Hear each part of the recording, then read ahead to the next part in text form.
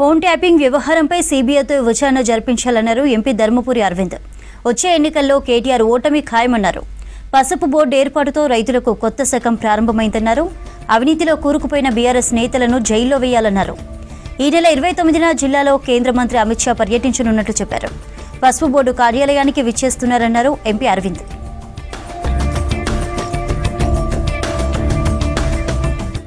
ఆయన ఆశయాన్ని ఇంప్లిమెంట్ చేసిన వ్యక్తి అమిత్ షా గారు వచ్చే ఆదివారం 29 జూన్ ఇందూరు గడ్డపైకి వచ్చి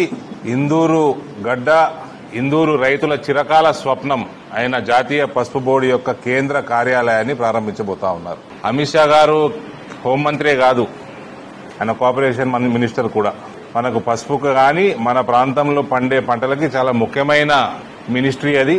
కాబట్టి ఆయన ఏ రకంగా మన పసుపు పంట కానీ ఇతర పంటలకు కానీ ఏ రకంగా ఒక భవిష్యత్తు తీర్చిదిద్దే ప్రణాళిక ఉందో కూడా రైతన్న సోదరులందరినీ కూడా నేను రిక్వెస్ట్ చేస్తాను, దయచేసి వచ్చి ఆయన మాట్లాడింది విందాం.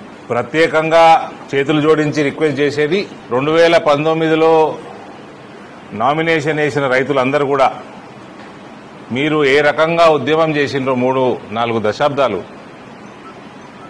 మీ కళ నెరవేరిందో దయచేసి మీ అందరూ కూడా ఇతర రైతు సోదరులతోటి మాట్లాడి కోఆర్డినేట్ చేసి ప్రోత్సహించి ఈ కార్యక్రమాన్ని విజయవంతం చేయాల్సిందిగా నేను కోరుతా ఉన్నాను. రాష్ట్ర ప్రభుత్వానికి కూడా నేను ధన్యవాదాలు చెప్తా ఉన్నాను. ఆ ప్లేస్ కేటాయించడము, మున్సిపాలిటీలో కాంగ్రెస్ పార్టీయే తీర్మానం ప్రవేశపెట్టడము, ప్లస్ ఇతర లోకల్ అడ్మినిస్ట్రేషన్ ఏ రకంగా అయితే కోఆపరేట్ చేసిందో వాళ్ళందరూ కూడా నేను ధన్యవాదాలు తెలియజేస్తా ఉన్నాను.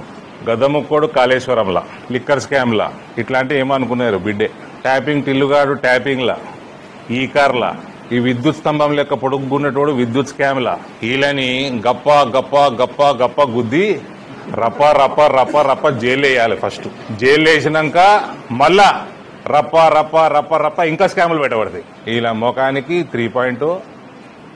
3 సీట్లు రా వీళ్ళకి తిప్పి కొడతాయి. ఆ కేసీఆర్ నిలబడాడు ముసలోడు. నెక్స్ట్ టైం సిరిసిల్ల నాకు హరీష్ ఒక్కడే గెలుస్తాడు అనిపిస్తుందండి. ఆ సిద్దిపేటలో సిరిసిల్ల కూడా కేటీఆర్ ఓడగొడతాం.